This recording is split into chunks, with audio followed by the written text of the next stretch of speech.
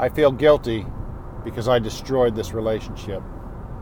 Hey folks, Jim Miller, helping you find and keep the love of your life.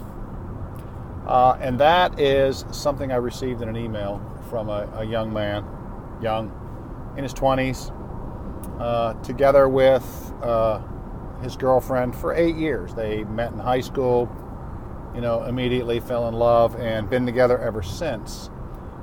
Somewhere along the line, I guess in 2016 somewhere, he was injured on the job and, kind of had some nerve damage and whatnot like that, and lost his job and kind of sat around the house and played video games for a year and a half, basically. And while she scrambled around trying to pay their bills, they lived together in an apartment, she scrambled around trying to pay the bills and whatnot like that. And, made a comment to him at one point that she was beginning to resent him. And he responded with, I'll never get a job. One day you'll wake up. And things kind of went really downhill from that point on. And there's a couple of things about this story that I kind of want to get into.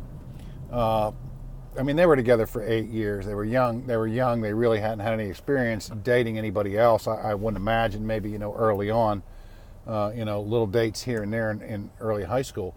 But, they don't have any real world dating experience. Like you get a little bit older and more mature, and if you don't get married right away, that you end up dating some other people and you get that experience. But so they're kind of limited in what they're looking for, but they did love each other very, very much from what he was saying. And she still loves him, but doesn't know about the future and whatnot like that. Maybe he's dated a guy or two in between. Been kind of in no contact for a while. Anyway, that's the synopsis of the story. And where I want to go with this is that, quite often there are things that are outside of your control. He's doing the right thing. He's in no contact with her. He's not chasing her down. He's not begging and pleading. Early on, he was like, he got a job, and he was like, I'm trying to be better. I'm trying to do right by you. And unfortunately, that time of her trying to do that, he wasn't looking for a job really. And I don't think she was looking for him to find a great job. And he even said this. He goes, I just think that she was mad because I didn't even try. She didn't try. The moral of the story is this.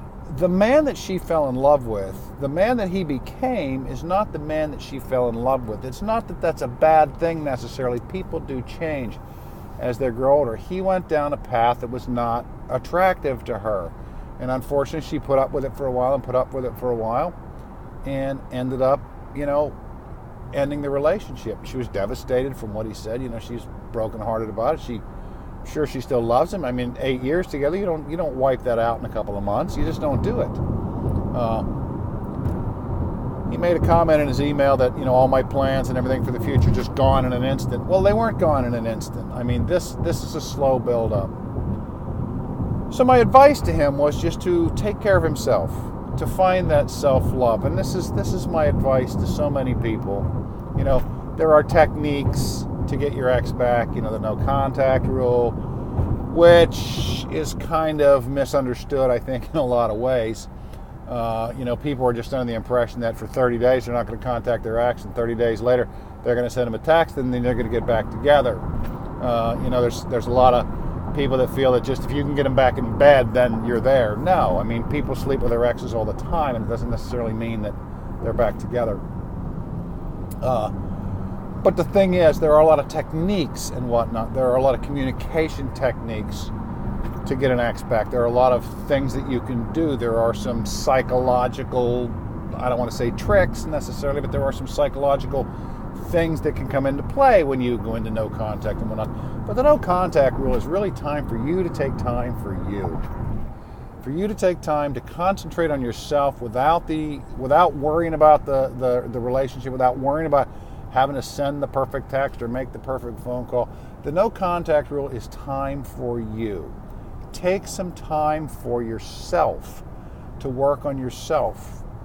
This guy got a job. He's got a good job. He said better than any job he's ever had. And, my advice to him would be simply to work the job. Focus on the career for right now. Focus on yourself. It's okay to have hope that she'll come back. God knows, I've been there. And it's also, I did a video the other day about one-itis, and God knows I've found the one. I've found the one a couple of times. That's the thing. The older you get, there's more than just one. And I have felt the same way about women in the past. I mean, the girlfriend that I have now, I've never felt this way about anybody before. It's amazing. It's incredible. But I wouldn't understand that had I not had some bad relationships in the past. She's an amazing, incredible woman, and she gets me. What this fella said to his ex, about never finding a job and one day she'll wake up. I've said stupid shit before. We all say stupid shit. A stupid word or a stupid comment is not a reason to end a relationship. That may be the trigger that throws it off, but that was building up for a while. So it could take time for her to come back around, if she comes back around. But spend time working on yourselves. Take that time to develop yourself to become the best version of you that you can be. Turn yourself back into the person that she fell in love with. Not for her, for yourself. You were a happy-go-lucky guy. You were a great girl, having a great time, whatever. That person you were when your ex fell in love with you. Find that person again. Because people want to be around that. People are attracted to that.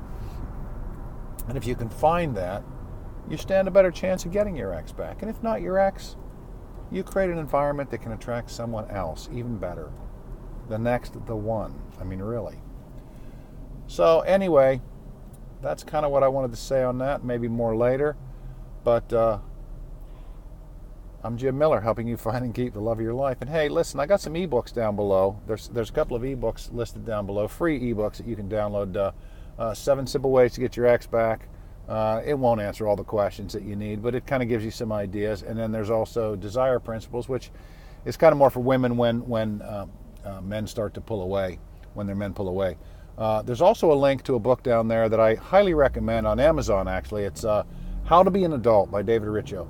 Great book. It's one of the best books I've ever read. I'm 59. I still read it, so I'm not quite an adult yet. That'll give you some advice there. There's also a link to my #1 recommended Get Your Ex Back program right now, which again I keep promising I'm going to go ahead and do a review on. If there's something you want to hear, leave a comment in the comment section below. If you need to talk to me, I'll send you my email address. Go ahead and send me an email. If you don't want to put something in the comments, just put a comment in there. I'll send you my email address, and you can send me a private message that way. I will respond to all emails. I'll respond to all comments. If there's something you want me to make a video on, throw it in the comments section below. If you like what I have to say, you don't like what I have to say, throw it in the comments section below. If you feel you're getting value, though, I do ask you to smash that subscribe button. Give me a thumbs up, like the video, and share it with someone else. So, yeah. Again, Jim Miller, helping you find and keep the love of your life. Have a great day. Bye.